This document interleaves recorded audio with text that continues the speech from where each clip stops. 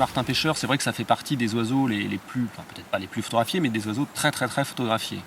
Alors c'est un oiseau qui visuellement est magnifique, hein, avec ses reflets bleus, verts, le orange, enfin voilà, c'est superbe. Et du coup, il y a des centaines, voire des milliers de photos de cet oiseau, qui est un oiseau plutôt commun, assez peu craintif finalement. Alors, pour trouver le martin pêcheur, il faut de l'eau. C'est un oiseau qui se nourrit principalement de poissons, même s'il peut manger autre chose, hein. C'est vrai qu'il va aussi avaler des petites grenouilles ou des larves d'écrevisses, des choses comme ça, mais le poisson reste quand même la base de son alimentation. Ça fait plusieurs années en fait que je fais des images de cet oiseau, donc j'avais fait des choses avec des accouplements, les martins pêcheurs, les passages de proie, c'est-à-dire que le mâle fait des offrandes à sa femelle pour la séduire et lui offre des petits poissons. Il appelle la femelle sur un perchoir, il va chercher un petit poisson et lui offre, donc voilà, c'est des scènes qui sont assez sympathiques et qui donnent l'occasion de faire des belles images. Et quand j'ai commencé à travailler sur ces photos de martin pêcheur en plongeon, j'ai fait des photos aériennes, c'est-à-dire qu'en fait j'avais installé un affût au bord d'un tout petit ruisseau. L'intérêt pour moi de choisir un tout petit ruisseau, c'était qu'en fait, plus le ruisseau est petit, moins le nombre d'endroits où le martin pêcheur va pouvoir plonger est important, et plus les petits poissons sont concentrés. Et là, cette année, il y avait eu en fait une énorme sécheresse, et du coup, ce ruisseau, il y a très peu d'eau, et les poissons sont cantonnés dans les endroits les plus profonds.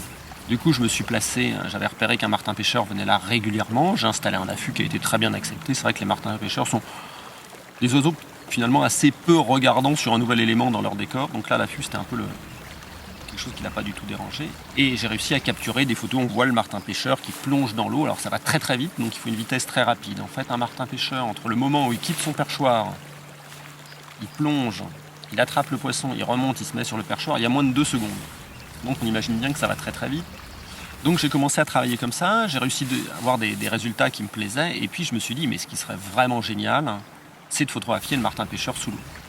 Le martin pêcheur qui plonge, mais le voir sous l'eau comme le voit un poisson qui est dans sa rivière. Et là c'était un vrai challenge, parce qu'en fait ça va aussi très vite, il reste pas très longtemps sous l'eau. Alors là, ça veut dire en fait s'équiper comme pour de la photo sous-marine, comme si j'allais plonger en mer pour faire des photos de poissons. Du coup, pour ça, en fait, c'est des caissons étanches dans lesquels on met le matériel. Et comme sous l'eau, j'avais pas assez de vitesse pour pouvoir saisir l'animal, l'eau était pas assez claire, il n'y avait pas assez de lumière à arriver, j'étais obligé d'utiliser des flashs en fait sous-marins qui vont ramener de la lumière sous l'eau. Mais non seulement il fallait installer tout ce système, mais il fallait aussi que moi je puisse déclencher en fait quand le martin pêcheur plongeait. Alors, pour le déclenchement, en fait, pour photographier le martin pêcheur, j'avais plusieurs idées. Alors, dans le caisson, quand l'appareil est dans le caisson, je pouvais adapter en fait un système de télécommande qui me permettait à distance de déclencher avec une radio. Alors ça, c'est super, j'ai fait quelques essais, mais alors le problème, c'est qu'en fait, comme j'ai tout le temps, quasiment, je suis dans la vase, dans l'eau, j'ai tout mon matériel à trimballer, ces télécommandes, même si elles sont très pratiques et même si elles fonctionnent bien, on a tout le temps peur, enfin j'ai tout le temps peur de les faire tomber dans l'eau ou des choses comme ça. Et en fait, comme mon affût était à faible distance par rapport au martin pêcheur, je me suis dit que si je bricolais un système tout simple, avec une petite ficelle que j'actionnais à distance, je pouvais déclencher mon appareil. Et finalement, en fait, cette technique s'est avérée la plus efficace. Alors, évidemment, j'installe pas le caisson n'importe où, hein. Il faut bien repérer en fait les habitudes du martin pêcheur.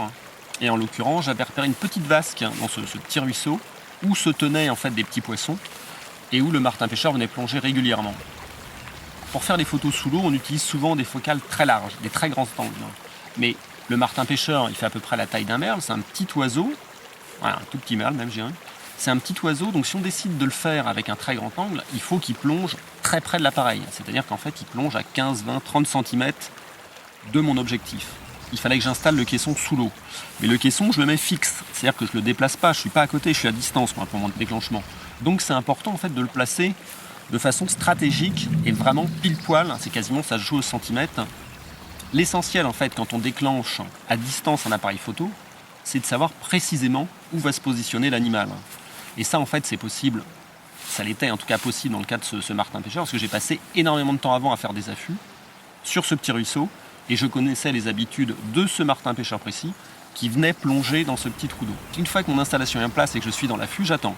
Alors l'attente peut être longue, hein, il ne vient pas non plus toutes les 5 minutes attraper des poissons. Par contre, quand il est là, il se pose sur la branche qui lui sert de perchoir, il surveille la petite vasque, la partie du ruisseau où sont les poissons, et il plonge. Et là, il faut déclencher très très vite.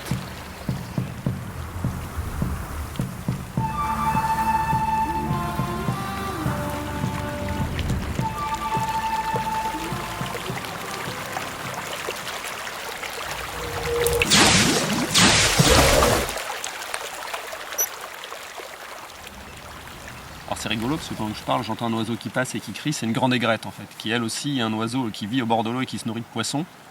Je pense que ce sera pour peut-être un prochain projet photo, il y a peut-être quelque chose à tenter.